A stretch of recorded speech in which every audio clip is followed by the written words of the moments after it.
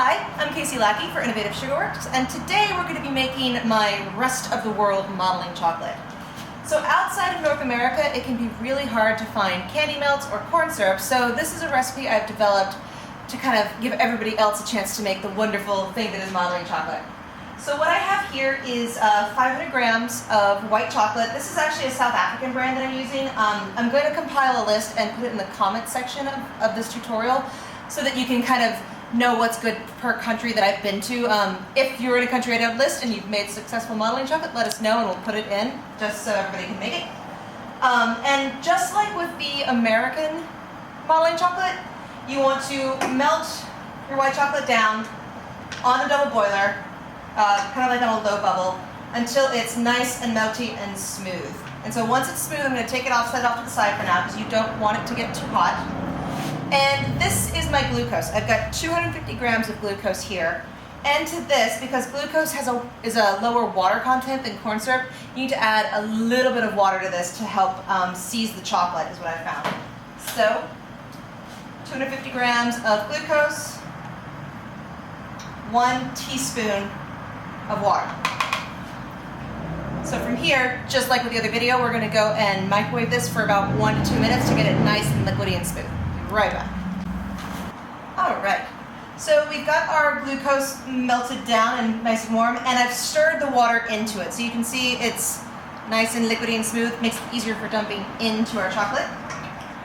So at this point, I will put my chocolate back on the double boiler. The important part with this method is keeping it over the heat. It's not at a rolling boil, it's just at like a low bubble is what I say. And so then, pour in your glucose. Scrapey, scrapey, scrape.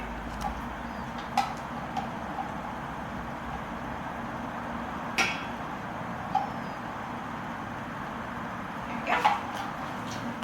And so then, start mixing, mixing, mixing over the bowl. And most people would tell you to stop about right here. But what happens when you do is I find a lot of fat kind of separates out as it's cooling. You end up with lumps. It's not smooth. So I keep going and I will stir it. Every chocolate will do something different. There's a brand of chocolate from Mexico called Chocomex that really, really separates when you make modeling chocolate with it. But you just have to be patient and keep stirring, and all of that will go back together because it's on the heat. If you try and do this method with the microwave, it's not going to work because it's going to get too hot and then too cold and too hot and too cold going in and out of the microwave. But you can kind of see on the edge of the bowl, that's kind of the vegetable fat, cocoa butter, depending on the chocolate you're using. It's coming out. You just kind of keep going. About right here. And at this point, if you wanted to, you could actually color this batch. We're going to end up coloring this batch so I can show you guys. But you kind of mix it all together until all that fat is back in. And it is this nice, smooth, almost, silky looking consistency. If it's got a lot of air bubbles or holes or looks kind of like curdled, you need to keep stirring. So at this point, we can color it. So let me grab my color real quick, and we'll be right back. So I'm going to add in my color. I'm going to do a nice kind of medium turquoise. If you wanted to do a really dark color, like a dark red, a dark orange, black, you want to add the color into the glucose and water mixture, taking out a tablespoon of the mixture for every teaspoon and a half of color you put in. So it's 2 parts of the mixture out for every 1 part of color you put in. So you could do more or less. The orange is the one where you tend to use the most to get that nice bright orange. But for this, just add a couple of drops in there. Because up to about like 5, 6, 7 drops won't change the consistency of your modeling chocolate. It won't make it too wet or too soft.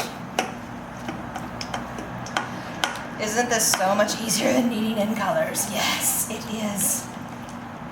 That's why I like doing this when it's still warm, because you don't have to sit there and knead it. It's not as hard on your wrists.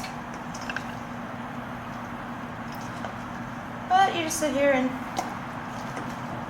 going back and forth. And whenever you color the chocolate, you get it nice and like smooth and mixed in. No fat left over.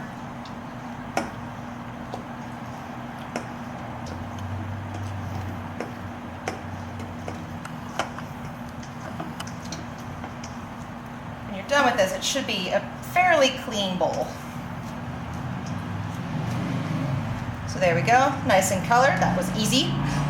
And so just like with the other recipe, at this point you want to pour this out on a lined sheet tray. Be sure to wipe the bottom of your bowl so that you don't get water in it. Forward. That's what hands are for.